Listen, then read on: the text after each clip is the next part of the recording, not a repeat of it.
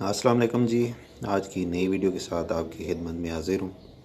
تو چلیے بنا وقت ضائع کیے چلتے ہیں آج کی نئی ویڈیو کی طرف. تھوڑا سا اگر آپ سے پوچھنا چاہوں اف یو آر کمفرٹیبل کہ وٹ کلکڈ فار یو، آپ نے کہا کہ آپ نے کافی عرصہ انگزائٹی فیس کی، وہ سنگل چیز یا وہ چلے نمبر آف تھنگز جو آپ کے لیے کلک کی، وہ کیا؟ جسے میں اپنا بدترین دور سمجھ رہا تھا وہ بہترین دور کا آغاز تھا. اچھا. پہلے ہوا میں اکیلا، کیونکہ میں نے ایک ڈیسیجن لیا، سب نے چھوڑ دیا، ٹھیک ہو گیا. اتنی آئسولیشن تھی کہ، اور پہلے بالکل مجھے اللہ کی رحمت سے میں نا امید ہو گیا تھا، اور مجھے لٹرلی وہ سوسائڈل تھاٹس بھی آنا شروع ہو گئے. تو اسی دوران میں ایک ویڈیو سن رہا، تو اس میں وہ اللہ نے کسی نہ کسی کو بہانہ بنانا ہوتا ہے، وسیلہ بنانا ہوتا ہے. تو وہ قاسم علی شاہ صاحب کی نا میں سن رہا تو ایک ویڈیو، تو اس میں انہوں نے کہا کہ حضرت واصف علی واصف رحمۃ اللہ علیہ. تو میں نے ویسے ہی نا میں نے سرچ کیا، تو پہلی ویڈیو جو سامنے آئی وہ تھی غم. تو اب وہ میں نے کلک کی، کیونکہ اب وہ جیسے میں نے کلک کی تو اس میں الفاظ یہ تھے کہ غم میں غم دینے والے کو یاد رکھنا، یاد رکھنا تیرے رب سے سب سے قریبی رشتہ سجدے کا ہے، اور اس سے بھی قریبی رشتہ آنسوؤں کا ہے. آنکھ میں آنسو ہیں، سر سجدے میں ڈال، نام محمد آہوں میں، دیکھ یہ غم تجھے کیسے سرفراز کرتا ہے. یہ وہ موتی ہیں جو تجھے تیرے مقام سے آشنا کریں گے.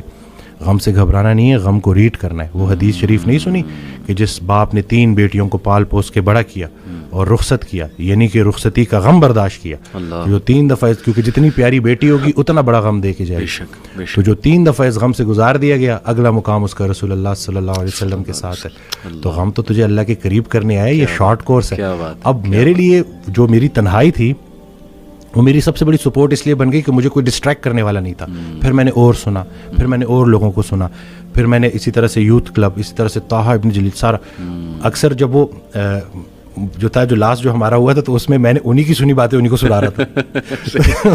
تو بس لیکن دیکھیں نا، کہیں سے بھی اگر، اور ان سے بھی جب پوچھتے تھے نا جیسے کہ آپ کے لیے ہم کیا کریں، تو انہوں نے کہا کہ میرا یہ پیغام لوگوں تک پہنچاؤ کہ یہ جو ہم عمل سے خالی ہو گئے ہیں نا، وہ علم جو عمل سے خالی رہ جائے اس کا بھی پوچھا جائے گا. صحیح بات. تو کرنے والے کام ہے، کر ڈالو. ہمارا سب سے بڑی خوش فہمی ہماری یہ ہے کہ ہمارے پاس ٹائم ہے. ہم انفارچونیٹلی آخری سانس کو موت سمجھتے ہیں. بچپن مر گیا، جوانی مر گئی. جوانی تو ہاتھوں سے ایسے نکل جاتی ہے جیسے مہندی کا رنگ، ٹھیک ہے. اور پھر جب آپ کو پتہ چلتا ہے تو آپ اس بڑھاپے میں ہو، اور اب آپ جب ماضی میں دیکھ رہے ہوتے ہو کہ کہیں میں اب کیا لے کے جا رہا ہوں اللہ کے پاس. تو یہی ہے کہ یہی وقت ہے. تو جس ٹائم میں گلہ کر رہا تھا، شکوے کر رہا تھا، اور پھر انہوں نے کہا کہ خواہشیں ٹوٹنے کا اور اس غم سے نکلنے کا ایک ہی طریقہ ہے کہ کوئی ایک خواہش ایسی ڈیولپ کر لی جائے جو باقی تمام خواہشات پہ بازی لے جائے، لیکن وہ خواہش ٹھہرنے کی نہ ہو، جانے کی ہو. فکر آخرت تمہیں دنیا کی ہر فکر سے آزاد. صحیح بات، صحیح بات. جو بن دیکھے رحمان سے ڈرتا تھا وہ تب نہیں ڈرے گا جب دیکھے گا. صحیح بات. بلکہ لاسٹ جب میں لاہور آیا تھا تو یہ میں نے وہ ٹی وی لگایا تو وہ قرآن کی، تو اس میں نا اس کی آیت، اس کا ترجمہ کہ قرآن پاک میں اللہ تعالیٰ کہتا ہے، ارشاد فرماتے ہیں کہ تم وہ وعدہ یاد رکھو جو تم نے مجھ سے کیا تھا، میں وہ وعدہ یاد رکھوں گا جو میں نے تم سے کیا تھا. تو ہم نے بس وہ وعدہ کیا تھا. نماز بھی تو اللہ کی یاد ہے نا. صحیح صحیح. تو اور پھر دوسرا یہ کہ یکسوئی، کہ جب آپ کا نا یکسوئی نصیب ہو جائے، ایک ہی آپ ڈائریکشن میں چلنا شروع ہو جاؤ. محبت کیا ہے؟ محبت ادھر ادھر دیکھنا نہیں ہے، ایک ہی ڈائریکشن میں دیکھنا. بالکل صحیح. تو جب آپ کی ڈائریکشن اللہ کی طرف ہو جائے نا، پھر اٹھنا بیٹھنا ہر چیز، اور ویسے ہی اللہ تعالیٰ آپ کو مشکل سے نکال لیتا ہے. اور ڈاکٹر صاحب آئی تھنک یہ جو سینٹینس ہے نا جو آپ نے بولا تھا کہ اللہ سنبھال لے گا، بالکل ultimately you have to leave everything to اللہ. اور قرآن مجید میں بھی اللہ، ایون نبی صلی اللہ علیہ وسلم کہتے ہیں نا کہ تم مشورہ کرو، لیکن اس کے بعد اللہ پہ توکل کرو اور چھوڑ دو، اللہ تعالیٰ اس کو سنبھال لے گا. آئی تھنک جب ہمیں یہ بلیف ہو گیا نا کہ کائنات کا نظام چلانے والا اللہ ہے، لوگوں کے دلوں کا کنٹرول اللہ کی 2 انگلیوں کے درمیان ہے، یہ حدیث میں آتا ہے. ہر چیز، ایٹم بھی موو نہیں کر سکتا اللہ کی اجازت کے بغیر.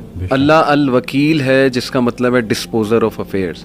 تمام افیئرز اللہ نے ڈسپوز آف کرنے ہیں. جو آپ کی زندگی میں ہو رہا ہے، یہ آپ توکل رکھیں، یقین رکھیں کہ وہ اللہ کی اجازت سے ہو رہا ہے. اس کا ایک مقصد ہے، بس آپ نے یہ تلاش کرنا ہے، بجائے کہ اس غم کو اپنے سر پہ چڑھانے کے. جیسے آپ نے کہا، you just have to find out کہ یار یہ آیا کیوں ہے، اس کا مقصد کیا ہے، یہ مجھے کیا سکھانا چاہ رہا ہے. اور سجدے میں جا کے بندہ رو پڑے اللہ کے آگے, اللہ سے تقویت مانگے, اللہ سے کہے کہ اللہ مجھے پرسپیکٹیو دے. بلکہ میں ایک کوٹ پڑھ رہا تھا, ایون دو ہی از اے نان مسلم, رائٹر ہے بہت بڑا, میرے ذہن سے ابھی خیر نام نکل گیا, انہوں نے بڑی کمال کی بات کی. انہوں نے کہا, oh my lord make me brave, and مجھے ایسی سکت دے کہ میں اپنے غم سے وہ ریزن ڈھونڈ سکوں کہ یہ آیا کیوں ہے. سبحان اللہ. یعنی ایون دو از اے نان مسلم, لیکن یہ کہ اتنی اس میں عقل ہے کہ وہ یہ دعا کر رہا ہے. تو یہی بات ہے کہ وزڈم فائنڈ آؤٹ کرو کہ یہ کیوں آیا ہے. اور بلکہ میں, ڈاکٹر صاحب ایک میرے دوست ہیں بڑے اچھے اسکالر ہیں, انہوں نے ایک بڑی پیاری بات کی. انہوں نے کہا کہ جب بندے پہ غم آئے نا تو چلو کچھ دیر غمگین رہنا یہ نیچرل ہے, فطری ہے. رسول اللہ صلی اللہ علیہ وسلم پہ بڑے غم آئے, حضرت خدیجہ کی جو ڈیتھ تھی وہ اس سے بڑا غم نہیں تھا. The most smiling face did not smile for months, تو اٹس نیچرل, اوکے. لیکن وہ رک نہیں گئے, ایسا نہیں تھا کہ وہ آئسولیشن میں چلے گئے, یا ایسا نہیں تھا کہ سارے کام ٹھپ ہو گئے. کیونکہ میرے دوست نے کہا کہ دیکھو جب ہم ٹھپ ہو جاتے ہیں نا, یہ پیسو شکوہ ہے اللہ سے. اتنی تو ہمت نہیں زبانی رب سے شکایت کریں, لیکن یہ کہ ہم ٹھپ ہو کے دکھاتے ہیں کہ جی بس میں تو راضی نہیں آپ کی رضا میں, انڈائریکٹلی تو ہم یہی کہہ رہے ہیں. انہوں نے کہا جو لوگ غم میں کھڑے ہو جاتے ہیں نا, ان کا دل نہیں کر رہا صبح اٹھنے کا, بستر پہ پڑے رہتے ہیں. آئی ایم شیور آپ بھی ایسی کنڈیشن سے گزرے ہیں کہ اٹھنے کا دل ہی نہیں کرتا, ہمت ہی نہیں کہ جی, بندے کا دل کرتا ہے میں سویا رہوں, ریالٹی میں آؤں ہی نا, مطلب ریالٹی از سو بیڈ. لیکن اس وقت جو اٹھ جاتا ہے نا, یقین کریں, جو ہمت پکڑتا ہے, اللہ کا نام لیتا ہے, آئی تھنک یہ اللہ کو وہ یہ میسج دے رہا ہے کہ اللہ میں راضی ہوں.